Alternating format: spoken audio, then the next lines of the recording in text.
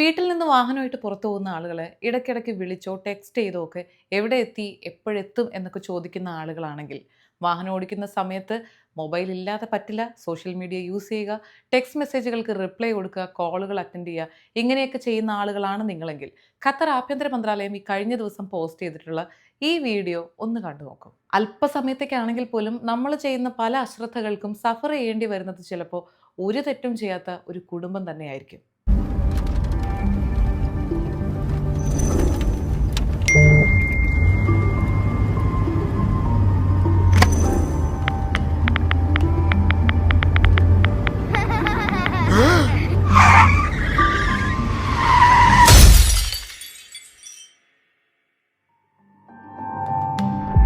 Using your phone while driving puts your family at risk. Set your device aside to ensure their safety.